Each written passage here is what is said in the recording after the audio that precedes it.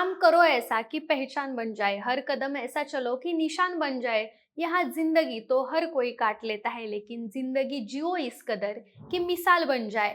अशीच एक जीवन जगण्याची मिसाल बनलेत एका एअरलाइन्स कंपनीचे मालक. आता मी हे का म्हणतीये ते पण सांगते. मंडळी, इंडिगो एअरलाइन्सच्या गोंधळामुळे देशात किती खोळंबा झालाय हे तुम्हाला काय वेगळं सांगायला नको. लाखो प्रवाशांचं फक्त नुकसानच झालं नाहीये, तर त्यांना मोठा मनस्ताप देखील सहन करावा लागलाय.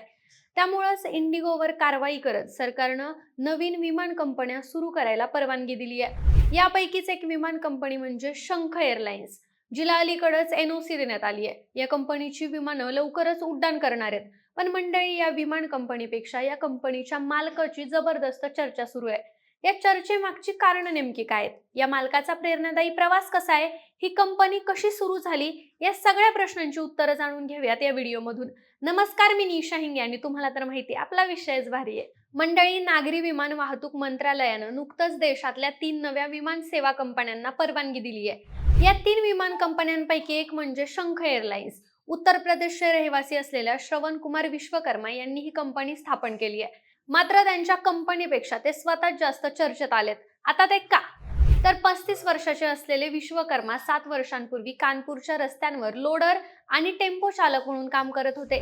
त्यांनी त्यांच्या मित्रांसोबत जवळपास 1 वर्ष कानपूरमध्ये टेम्पो चालवला, काही काळ ऑटो देखील चालवली. यानंतर ते उत्तर प्रदेशाची राजधानी असलेल्या लखनौला गेले आणि तिथं गेल्यावर त्यांचं जीवन बदललं. इथं त्यांनी खाणकाम, सिमेंट आणि वाहतूक क्षेत्रात मोठं यश कमावलं. खाणकामाचं कॉन्ट्रॅक्ट त्यांना मिळालं. सध्या त्यांच्याकडे 400 पेक्षा जास्त ट्रकचा ताफा आहे. आता श्रवण कुमार विश्वकर्मा हे विमान वाहतूक क्षेत्रात आपलं नशीब आजमावणार आहेत. तसं बघायला गेलं तर विमान वाहतूक क्षेत्रात कमी कंपन्या आहेत, त्यामुळे विश्वकर्मा यांना यश मिळण्याची जास्त शक्यता आहे. ते म्हणतात, मला वाटतं की भविष्यामध्ये विमान वाहतूक हे सर्वात मोठं क्षेत्र असेल. पण मंडळी, विमा क्षेत्रातील सगळ्यात मोठी समस्या आहे ती म्हणजे भाडं. कारण विमानाच्या तिकिटाचे चार्जेस नेहमी बदलत असतात.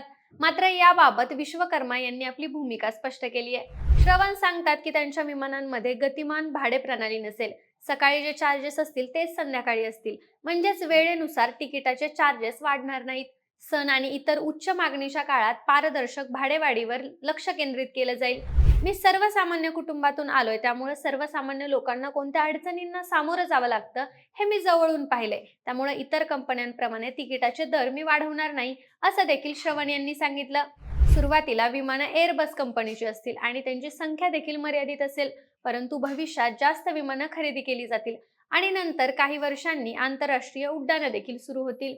नागरी विमान वाहतूक मंत्रालयाकडून ना हरकत प्रमाणपत्र म्हणजेच एनओसी मिळाल्यानंतर आता 2026च्या सुरुवातीला शंख एअर आपलं काम सुरू करेल अशी अपेक्षा सगळ्यांनाच आहे. जानेवारीच्या पहिल्या 3 आठवड्यांमध्ये 3 एअरबस विमानांच्या ताफ्यासोबतच सेवा सुरू करण्याची शक्यता आहे. या शंख एअरलाइन्सची सुरुवात कशी झाली? तर शंख एअरलाइन्सच्या स्थापनेबाबत बोलताना विश्वकर्मा म्हणतात की विमान वाहतूक क्षेत्रात प्रवेश करण्याची कल्पना त्यांना 4 वर्षांपूर्वी सुचली. ही कल्पना मनात आल्यावर त्यांनी एनओसी कशी मिळवायची, याचे नियम काय आहेत आणि ही प्रणाली कशी चालते ही संपूर्ण प्रक्रिया समजून घ्यायला सुरुवात केली. मात्र 4 वर्षांपूर्वी एक कल्पना म्हणून सुरू झालेली ही गोष्ट आता प्रत्यक्षात उतरली आहे. सामान्य मध्यमवर्गीय कुटुंबाची पार्श्वभूमी असलेले विश्वकर्मा पुढे सांगतात की मोठं स्वप्न पाहणं हे एकेकाळी पाप मानलं जात होतं. ज्या परिस्थितीत आम्ही वाढलो त्यात फक्त उपजीविकेसाठी पुरेसं कमावलं जायचं. त्याच्या पलीकडची स्वप्न बघणं पाप समजलं जात होतं. त्याचबरोबर विमान हे बस किंवा टेम्पो सारखंच वाहतुकीचं साधन आहे, त्याच्याकडे काहीतरी विशेष गोष्ट म्हणून बघू नका, असं देखील ते म्हणतात. मंडळी, श्रवण कुमार विश्वकर्मा यांचा हा प्रवास आपल्याला सांगतो की माणसानं ठरवलं तर अशक्य असं काहीच नाहीये. अवघ्या 35व्या वर्षी ते एका एअरलाइन्स कंपनीचे मालक आहेत. पुरेसं शिक्षण नसताना देखील ऑटो ड्रायव्हर ते एका एअरलाइन्स कंपनीचा मालक इथपर्यंतचा प्रवास त्यांनी करून दाखवलाय. सध्या श्रवण कुमार विश्वकर्मा जवळपास 8 कंपन्यांशी संबंधित आहेत, जिथं ते प्रमोटर किंवा डायरेक्टर म्हणून काम करतात.